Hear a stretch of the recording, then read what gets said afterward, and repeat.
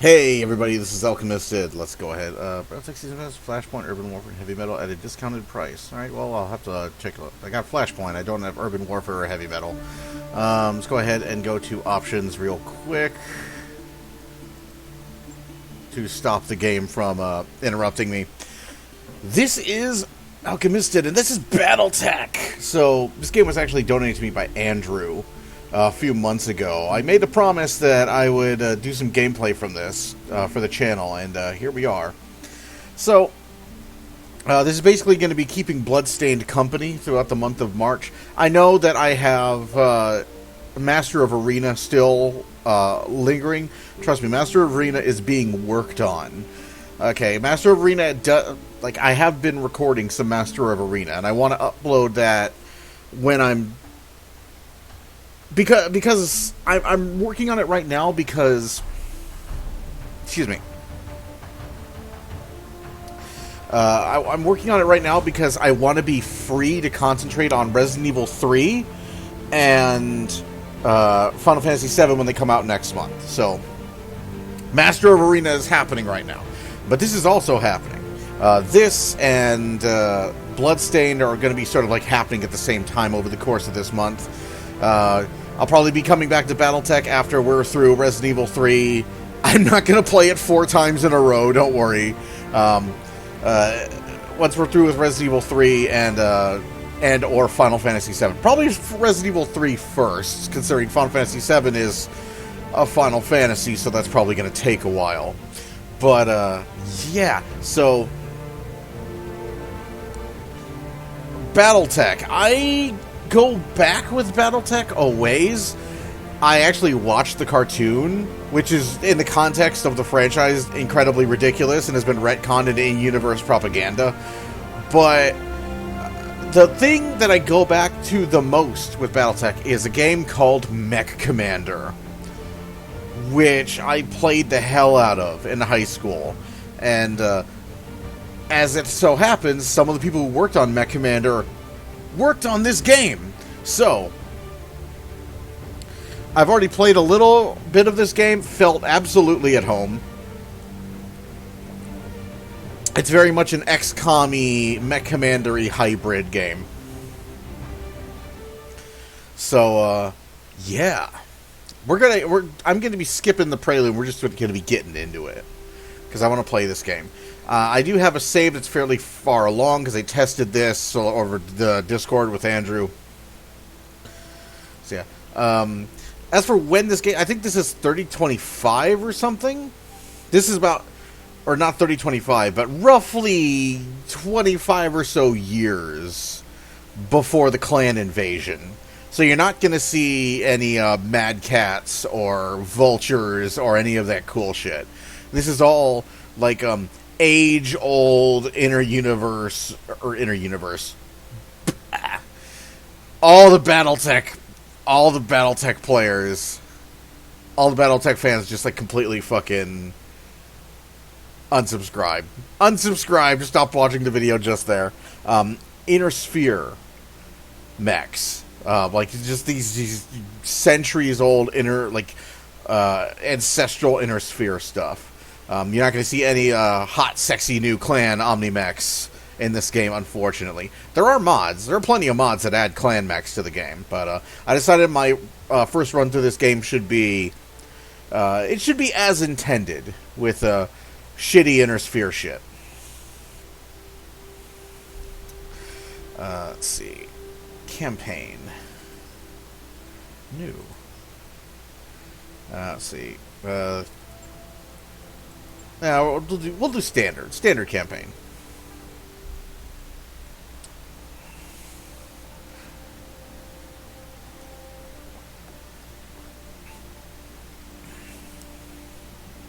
Stefan Amaris, the architect of the fall of the Star League. Perpetual state of post-apocalypse.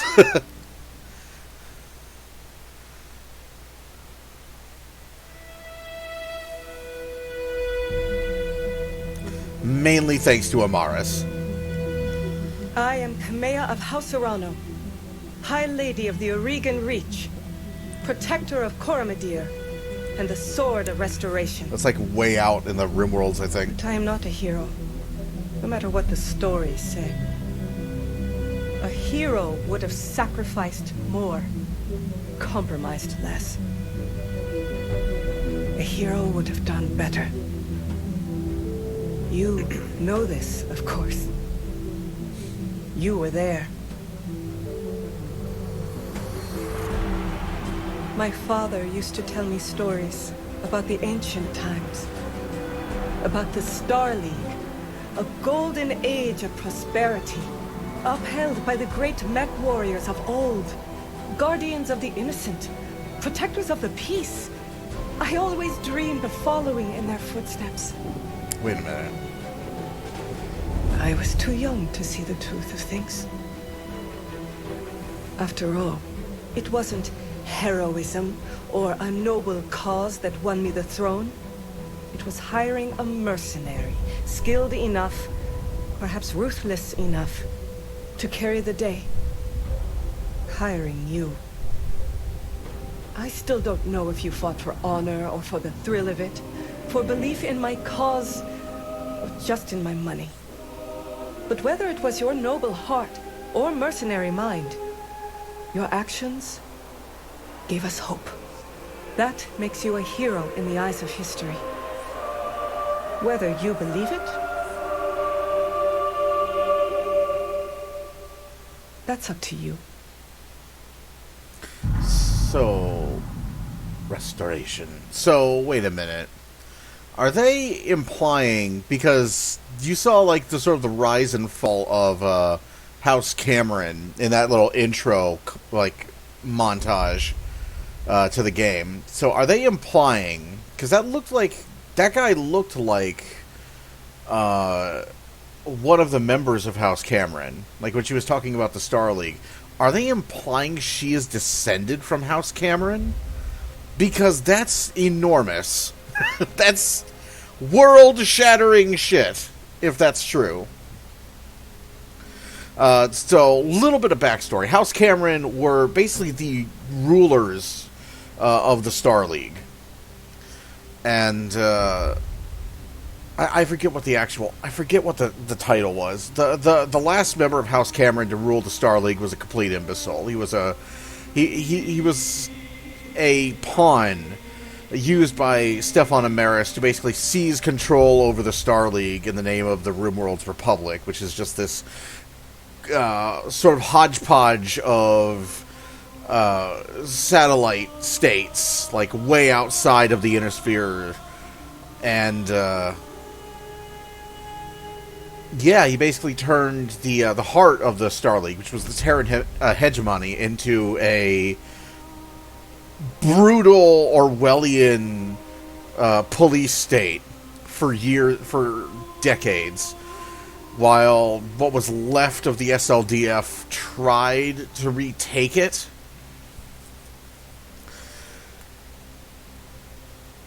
As the theory goes, that not all of House Cameron was killed. There were, again, theoretically survivors that were evacuated by a special ops team, by a special ops branch of the SLDF.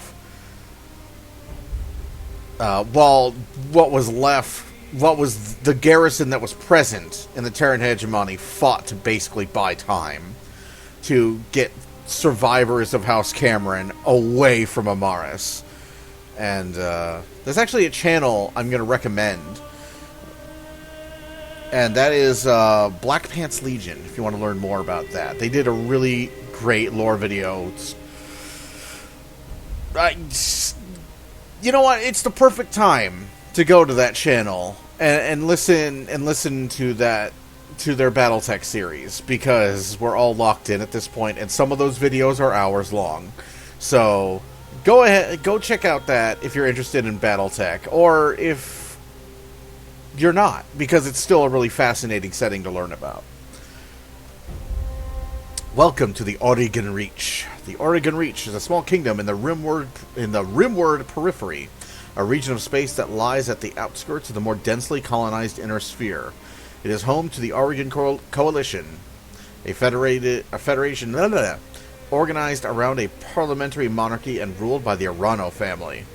For 3 generations, under the rule of House Arano, the Oregon Coalition has remained a relatively peaceful corner of the periphery. It is here your story begins. Alright, so we get to pick who we are going to be. We are not going to be House Kurita.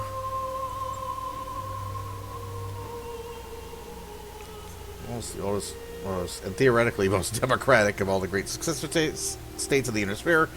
The Free Worlds League is actually a broad coalition of many minor noble houses. For most of the League's history, it has been ruled under martial law by a Captain General, who by tradition is from House Merrick. The cultural diversity and relative independence of its component regions are at once the greatest strength of the Free Worlds League and its greatest weaknesses. Federated Suns.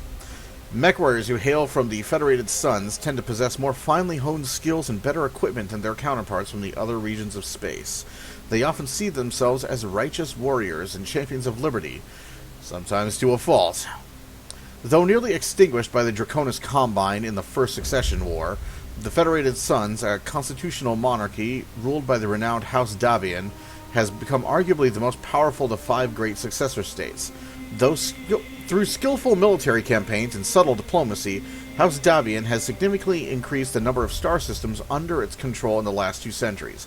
This is probably what I'm gonna go with. I'm gonna read all these out, but this is what I'm gonna go with.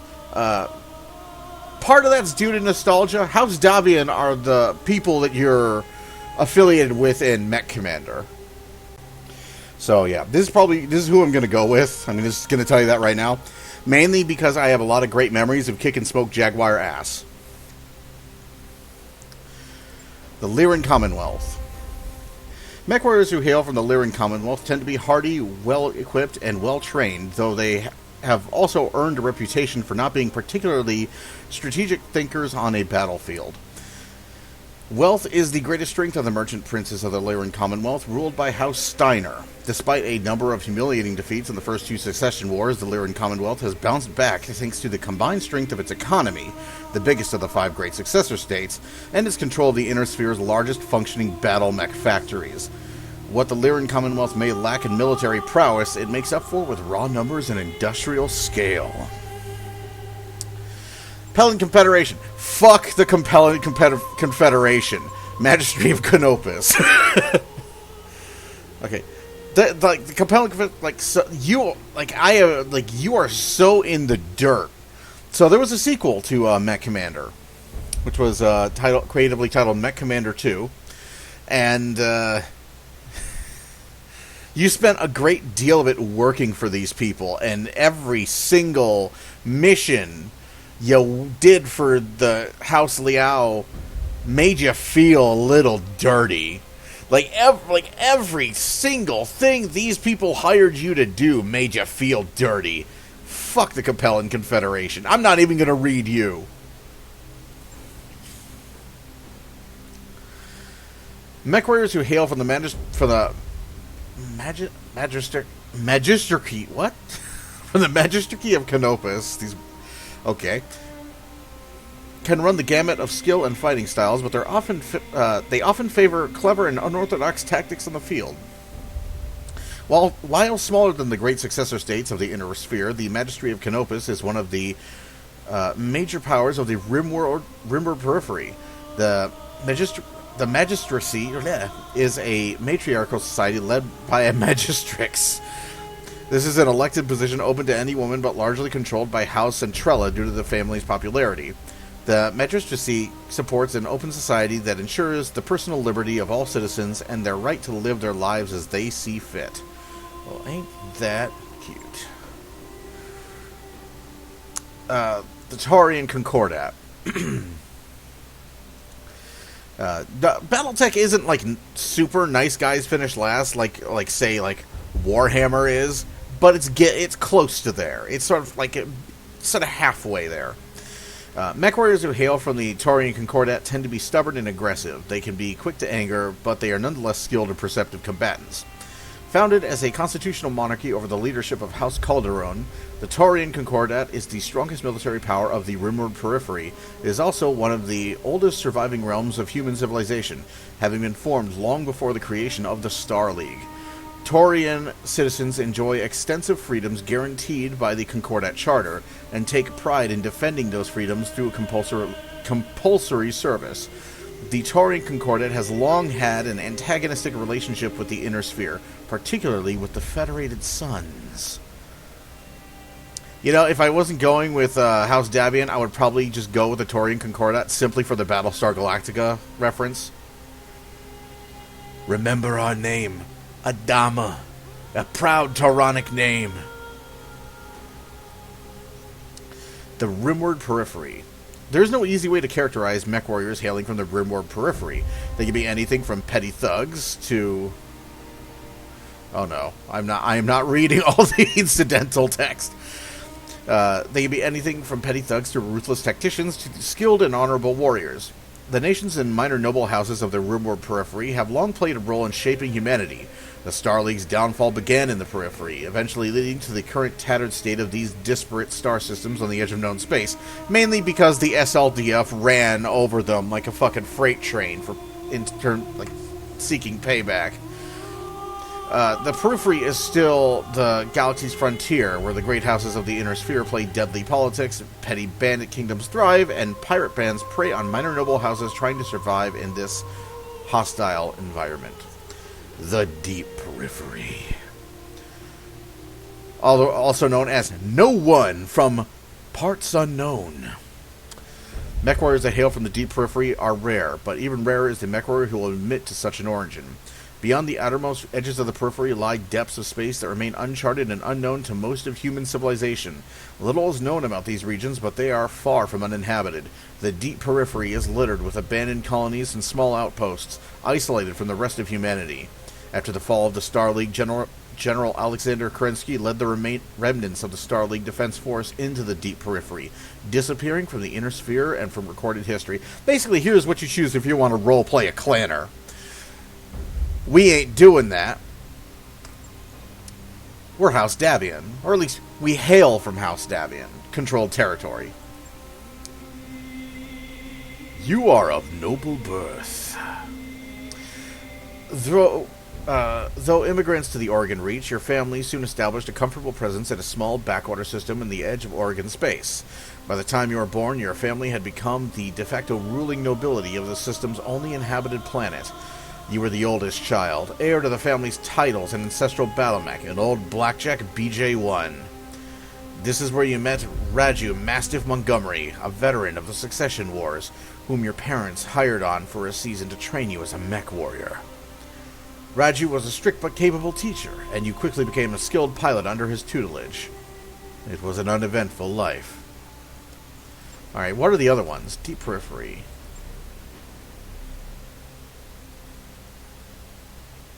Let's see. Magistracy, you are of noble birth. Taurian, you are of noble birth. Rimward, you are of noble birth. Karita, you are of noble birth.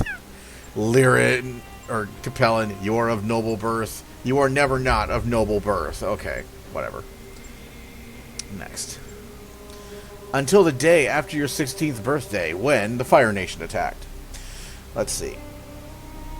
Your family was betrayed, like you were exiled. Once the promising young scion of your family, you committed an unforgivable transgression and were sentenced to life in exile. You stole away with your family's ancestral blackjack and set off to find a new life to call your own. Let's see. As the heir to a noble family, you grew up wanting for nothing, and as it turns out, you couldn't stand a life of pampered nobility.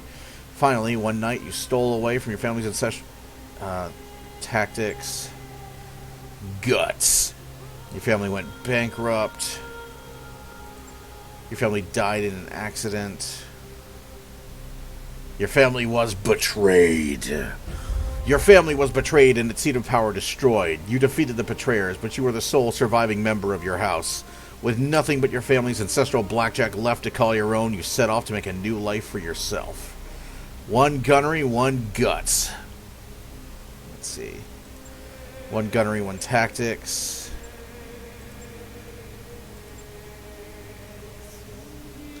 We were betrayed.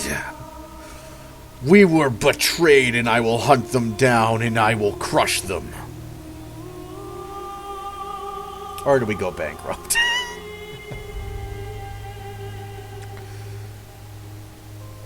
Parents driven to despair took their own lives. Eesh!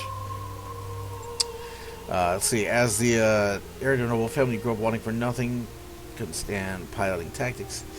I'm gonna go gunnery because I like to hit things. You were exiled. You committed an unforgivable transgression.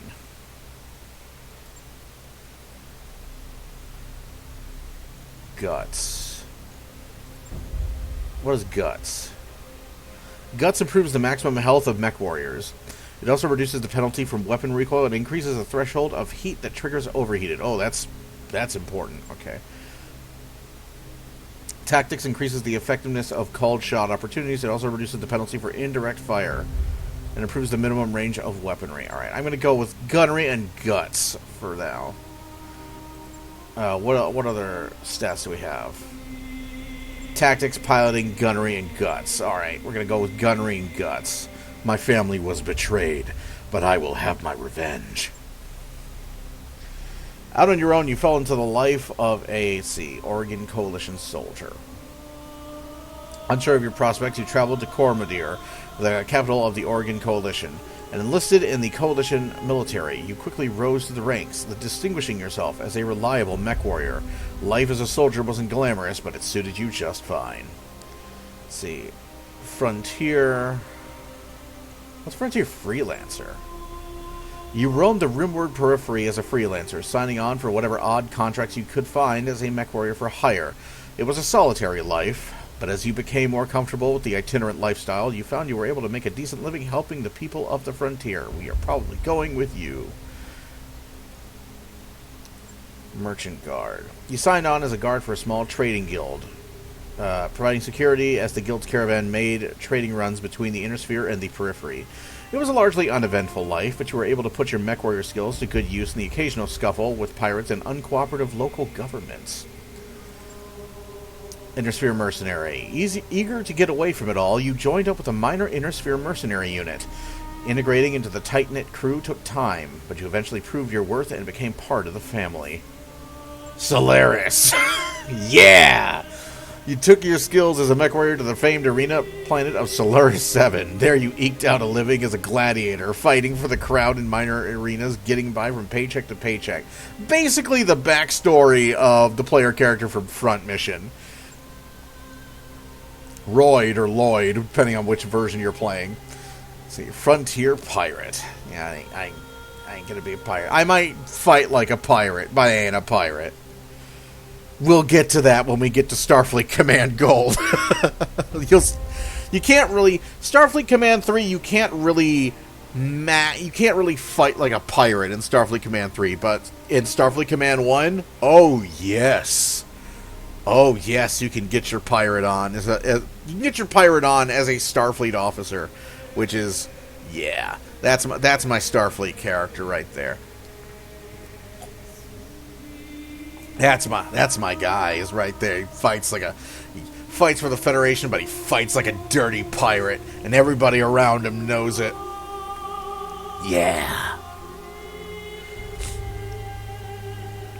Let's see. Tactics, piloting. I've already got gunnery and tactics, I think.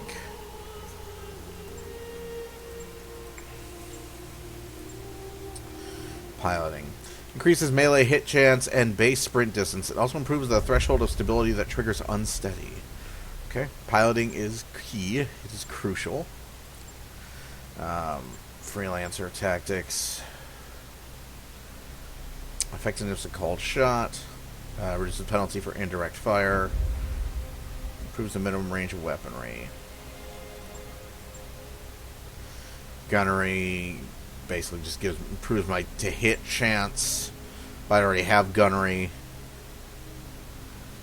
Guts. Frontier Pirate.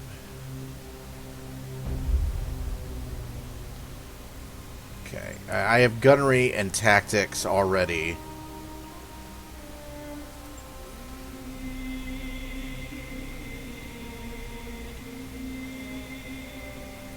Alright, I already have gunnery and tactics. Let's go ahead with, or should I just go to tactics? Improves the minimum range of weaponry. You know what? I'm going to... It is absolutely... It is always good to be able to outshoot somebody from far away.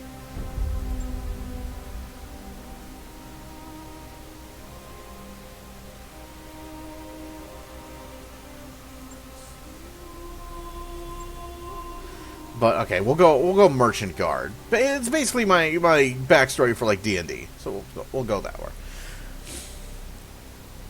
Until years later, you cross paths with Raju Mastiff Montgomery once again. While escorting a supply caravan to a small outpost on the outskirts of the Oregon Reach, you were set upon by pirates and left for dead. What is freelancer? Because I'm still wondering about that. While running a routine patrol for a local government on the outskirts of the Oregon Reach, you were set upon by pirates and left for dead. Okay.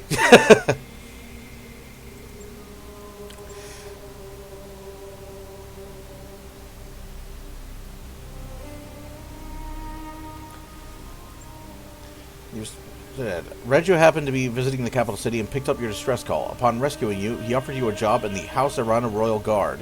So it is that you find yourself reunited with your old mentor, preparing your ancestral blackjack.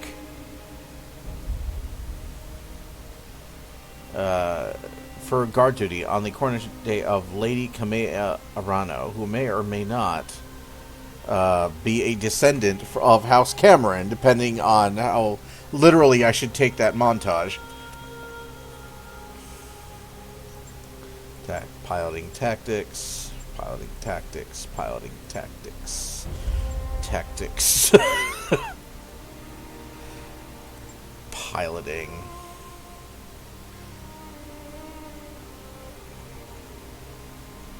Tactics.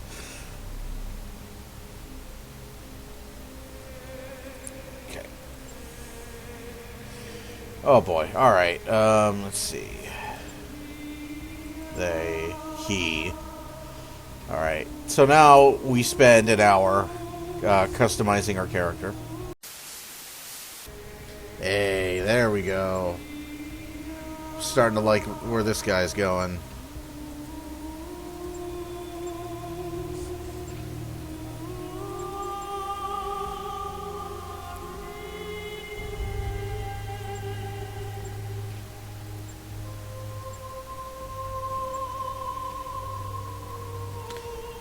Yeah, I'm starting to like where this guy's headed.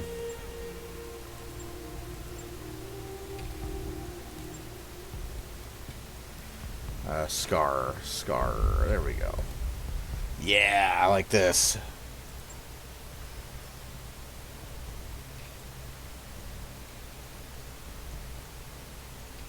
Yeah, he's gotta have some mass beneath that dome. There we go. There we go. Next. Gunnery, piloting, tactics, guts. Alright. Piloting's a little weak, but we can work on that. Confirmed.